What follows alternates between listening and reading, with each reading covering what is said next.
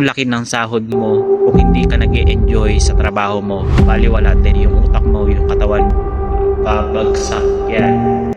Good morning guys, Sunday na naman, panibagong araw na naman. Daddy JP, isang EPS factory worker dito sa South Korea. So nagbabahagi nga pala ako ng mga karanasan at journey ko dito sa Korea bilang factory worker, na kung saan mga experience, advice, tips, yung masishare ko sa inyo na mga experience na sakaling baka may mapulot kayo, kung sakaling maging subscriber ko kayo.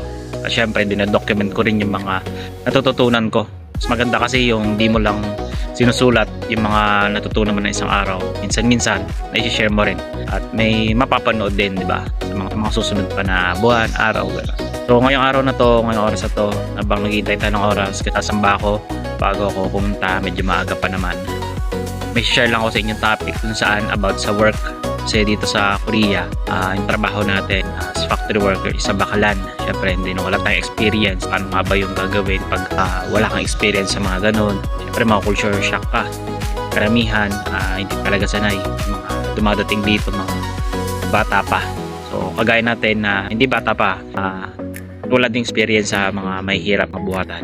So para ma-overcome to, para tumagal ang ginagawa, syempre kailangan una dyan, enjoyin mo.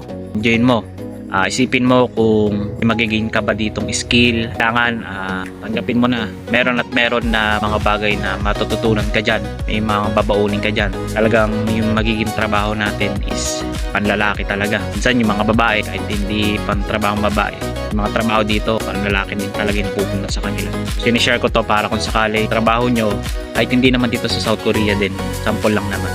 Alam ko sa ibang bansa may hirap din.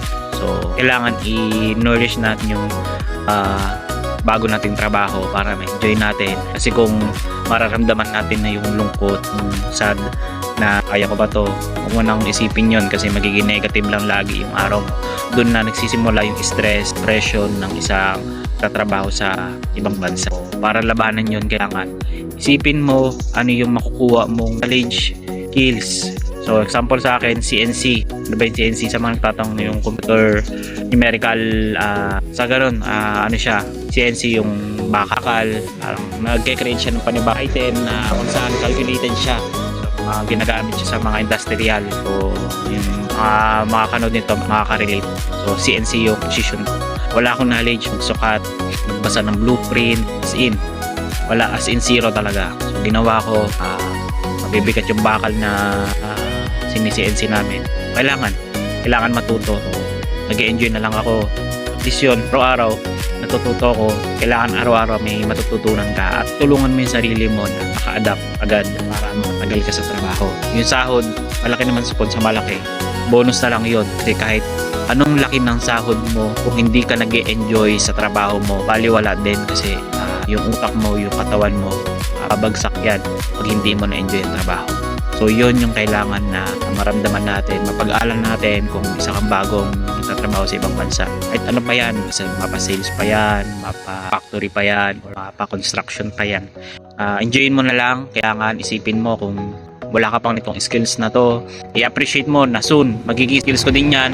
Yung mga nagtuturo sa akin, mga magagalit sa akin na nagtuturo, syempre, mahirap magturo sa una. Magiging kagaya ko din sila na magiging tagapagturo din ako sa mga susunod pa na baguhan din ako may dadating, diba? Ganun lang naman natin i-appreciate yun. So guys, galingan lang natin lagi. So I hope na nagustuhan yung video natin na topic na na-share ko na paano i-appreciate ang trabaho kung isa kang baguhan na OFW. So yun lang naman. Maraming salamat kung nakaabot ka sa video na to.